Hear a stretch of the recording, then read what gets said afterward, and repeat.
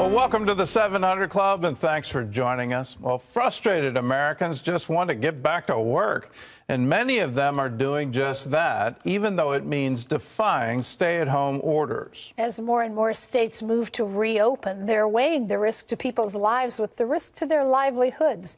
Charlene Aaron has the story.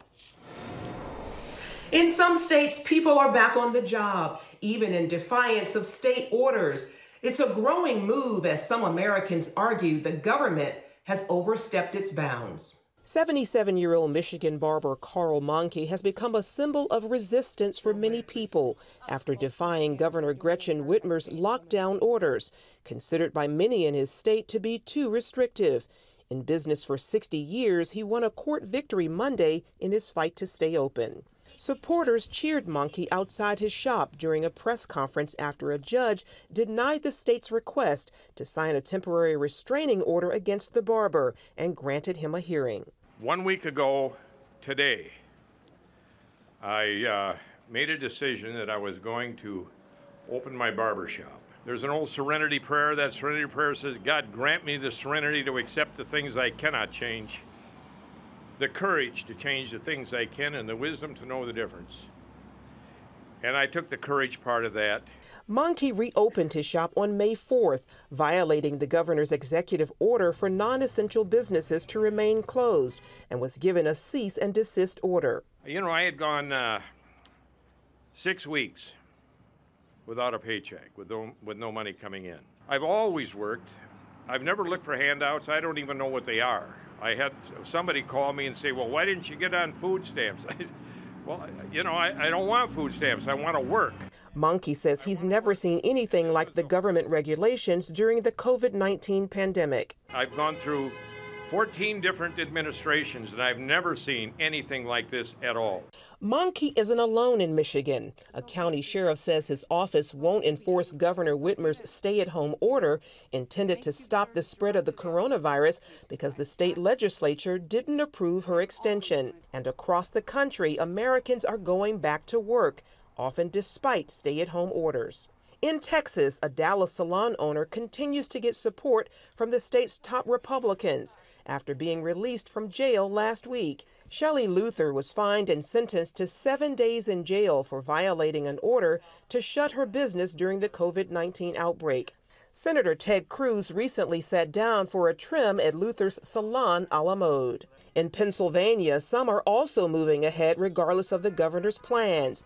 Frustrated residents say they're ready to get back to work. This is wrong on every single level, and the collateral damage is going to be far worse. I don't think it's a matter of the governor giving me the right. I think it's an inalienable right. And the state at the center of the coronavirus outbreak, New York, taking its first steps towards reopening, but no major changes until June. It's an exciting new phase. We're all anxious to get back to work. And for now, a growing number of Americans worried about the economic damage from the lockdowns say it's time to go back to work. Charlene Aaron, CBN News.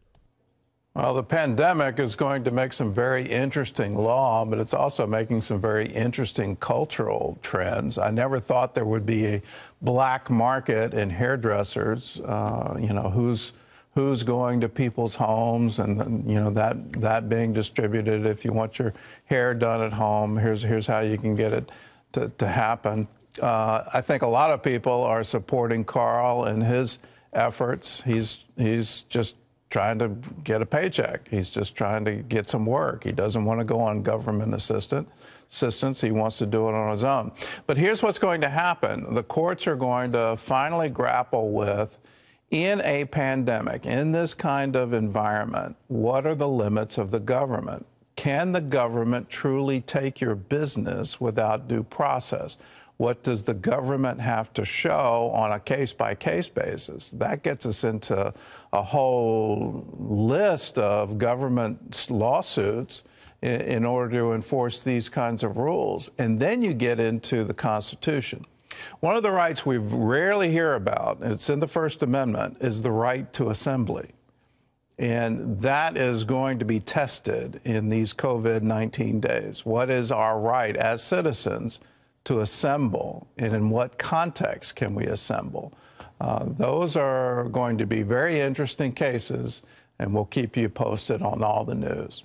Well, in other news, Dr. Anthony Fauci has issued a stern warning about the risks of reopening states too soon.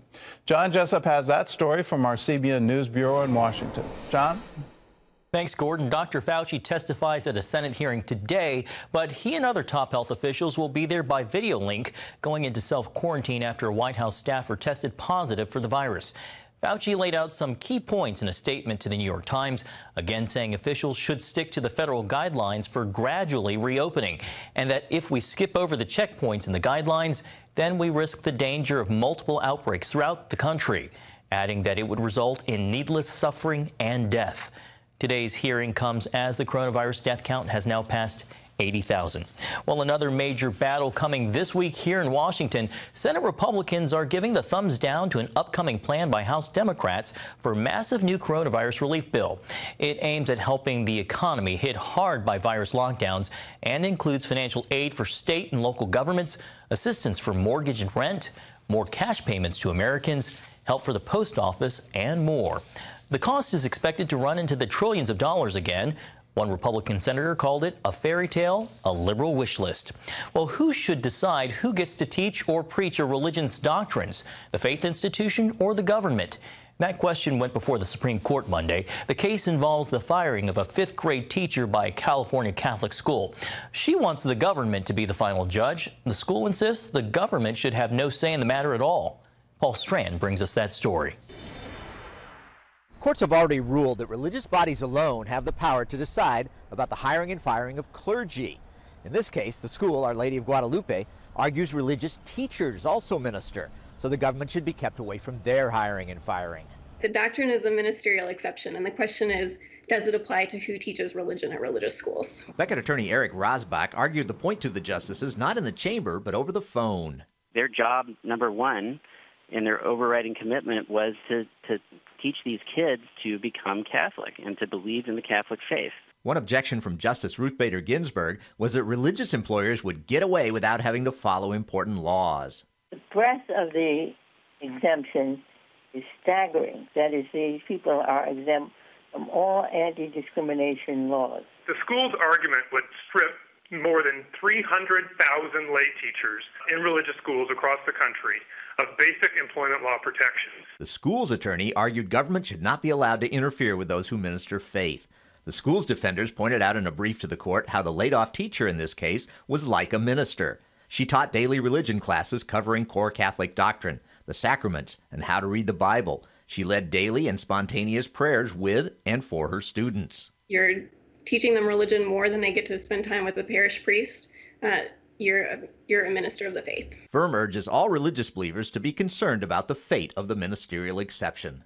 The right of religious schools to choose who passes on the faith to the next generation is important to all faiths. And if the government can dictate who teaches the faith, then they can decide what is being taught as well. Strict constitutionalists interpret the First Amendment as being all about keeping government from controlling religion. And they say that's what's at stake in this case, keeping the hands of the state off the church. Paul Strand, CBN News, Washington. Gordon, your thoughts on the ministerial exception for teachers at religious schools?